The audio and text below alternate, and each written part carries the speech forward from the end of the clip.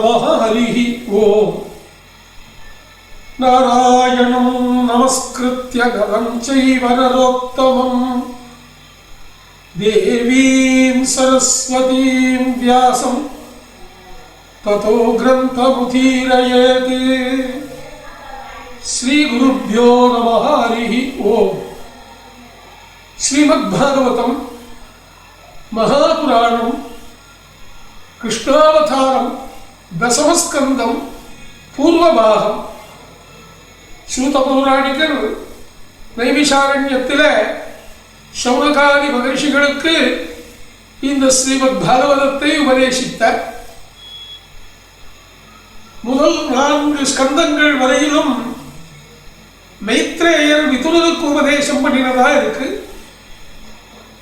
பிறகு மற்ற கதைகள்லாம் பரீட்சித் ராஜன் கேள்வி கேட்க சுகாச்சாரியால் பரீட்சித் ராஜனுக்கு சொன்னதா ஸ்ரீமத் பாகவதம் அமைஞ்சிருக்கு. ஸ்ரீகிருஷ்ணன் காளிங்க நர்த்தனம் பண்ணினான் அப்படின்னு நினைக்கிறேன். போன எபிசோட்ல பார்த்தோம். யாரே ரங்கனா யாரே கிருஷ்ணனா கரைய பந்தவரே அப்படின்னு தாசன் பாடுறார். அந்த ரங்கநாதன் தான் கிருஷ்ணன். கூப்பிட்ட குரலுக்கு ஓடி வந்து காப்பாற்றுவான்.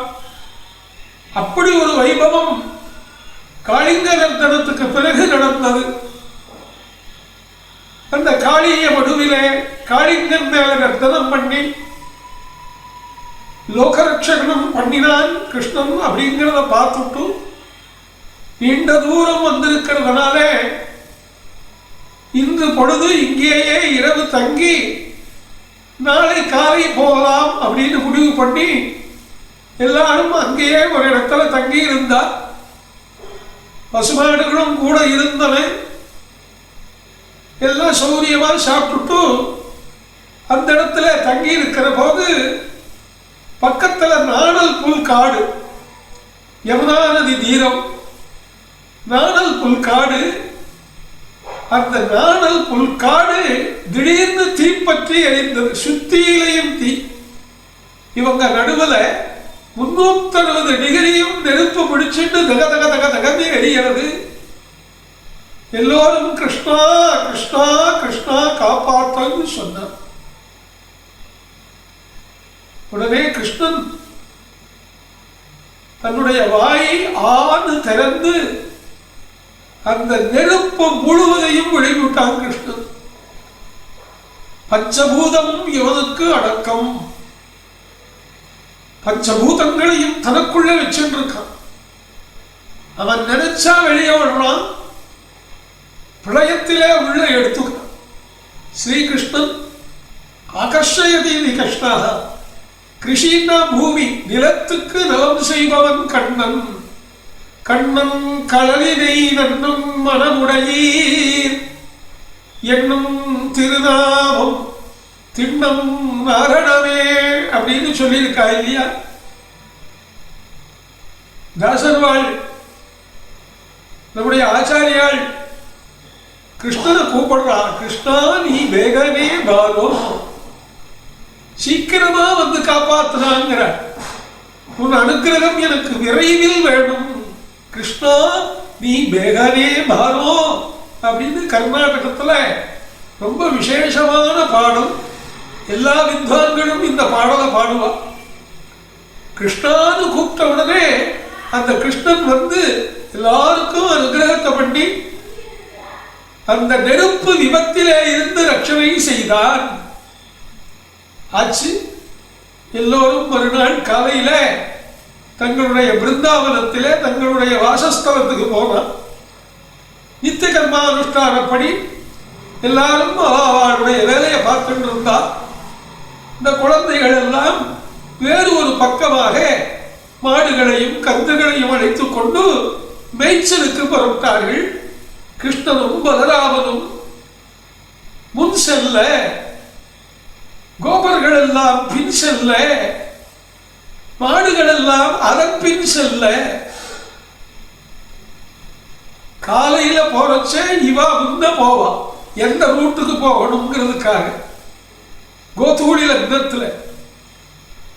அன்று மாலை சரி கிளம்பலான்னு ஒரு சிக்னல் கொடுத்த உடனே அவள்லாம் ஒரு சவுண்ட் வச்சிருப்பா, டே டே அப்படின்பா, விசில் அடிப்பா, கண்ணன் குழல் ஊதுவான். ஆட்சி மேய்ச்சல் முடிஞ்சது, பொழுது இறங்குகிறது, வீடு திரும்ப வேணும்னு தெரிஞ்சுட்டு மாடுகள்லாம் முன்னாடி வந்துடும். ஒரு மாடு கூட விடாம முன்னாடி போயிடுத்தான்னு பார்த்துட்டு இவாள்லாம் பின்னாடி வருவா. காலையில முன்னாடி போவா, மாலையில பின்னாடி வருவா. உச்சதீரிவ மாதரா அப்படின்னு யஜுர்வேதம் சொல்றது. உச்சதீரிவ மாதரா, எப்படி ஒரு தாய் பசுவை ஒரு கன்றானது பின்தொடர்கிறதோ அப்படி தொடர்ந்தாலாம். அப்படி அற்புதமான சம்பவம் நடந்தது. இவாள்லாம் அன்னைக்கு மாடுகளை மேய்ச்சலுக்காக ஒரு இடத்துக்கு கூட்டிட்டு வந்திருக்கா. மாடுகள்லாம் மேய்ஞ்சிட்டு இருக்கு. இப்போ கோபர்கள் எல்லாம் விளையாடலான்னு ஒரு முடிவுக்கு வந்து இன்னைக்கு ஒரு வித்தியாசமான விளையாட்டு விளையாடலாம். நமக்குள்ளேயே ஏ டீம் பி டீம், ரெண்டு பிரிவா பிரிஞ்சுக்கலாம். தோற்றவர்கள் ஜெயிச்சவர்களை சுமந்து கொண்டு ஓடணும். அதுக்கு ஒரு எல்லை வச்சிருப்பா. அதுவர்களும் தூக்கிட்டு சுமந்து குடு குடு குடு ஓடணும். அரிசி முட்டையை தூக்கிட்டு ஓடுற மாதிரி ஓடணும். பொதி சுமத்தல் விளையாட்டு. அந்த பொதி சுமக்கிற விளையாட்டுல ரெண்டு பக்கமும் சேர்ந்து விளையாடிட்டு இருக்கா. வேணும்னே கிருஷ்ணன் ஸ்ரீதாமன் என்பவரிடத்திலே தோற்றதாக நடித்தார். அவன் நம்ம தூக்கட்டும், அந்த பாக்கியம் அவனுக்கு கிடைக்கட்டும். அந்த ஸ்ரீதாமன் கிருஷ்ணனை தூக்கிண்டு ரொம்ப சந்தோஷமா போனான். என்ன கிருஷ்ணா, பாரமே இல்லையே, பஞ்சு பொதி மாதிரி இருக்கிறேன், உன்னுடைய மனசுன்னு சொன்னான் கிருஷ்ணன். லோகத்தையே தங்குகிற கிருஷ்ணனை ஸ்ரீதாமன் ஒரு கோபன் ஒரு நாள் விளையாட்டிலே தன்முதிகளே கருடனை விஷ்ணுவை கருடன் சுமக்கிற மாதிரி ஸ்ரீதாமன் சுமந்து போனோம். அந்த தேவனுக்கு அப்பேற்பட்ட பாக்கியத்தை கொடுத்துட்டோம். இங்க இன்னொரு டீம்ல பிரலம்பாசுரன் ஒரு ராட்சசன் கம்சனுடைய ஏவலாலே இங்க வந்து கோபச்சிறுவர்கள் வேஷத்திலேயே தங்கிண்டு எப்படியாவது இன்றைக்கு கிருஷ்ணனையோ பலராமனையோ தூக்கிண்டு ரொம்ப தூரம் கொண்டு போய் பிறகு கொண்டு விட வேண்டும் நினைச்சு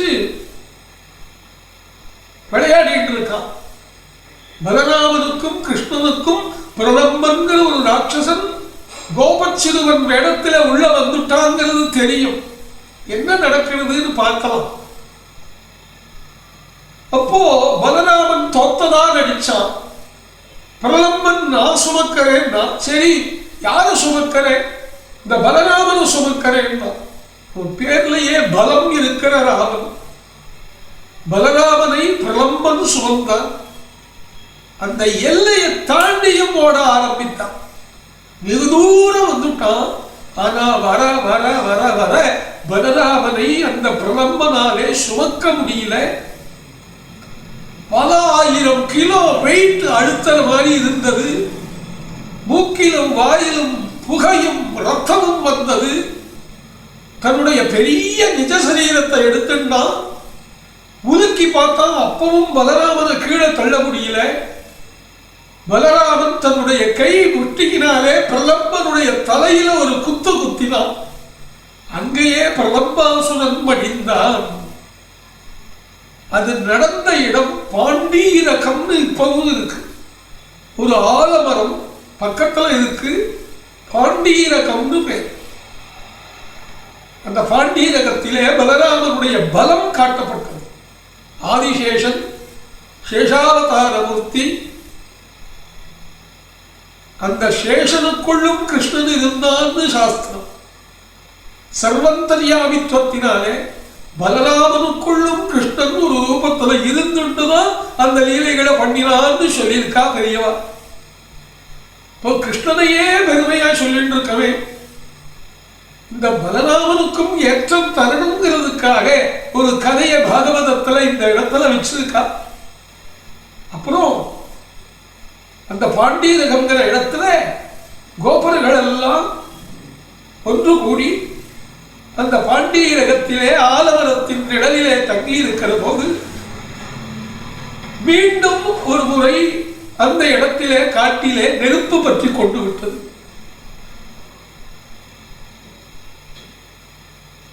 என்ன பண்றது? கோபியர்கள் எல்லாம் கதறலாம், கிருஷ்ணா சர்வரக்ஷகா, எத்தனை தடவை ஆபத்து வந்தாலும் கண்ணா என்றவுடனே காப்பாற்றுகின்ற கோபர் கடலே,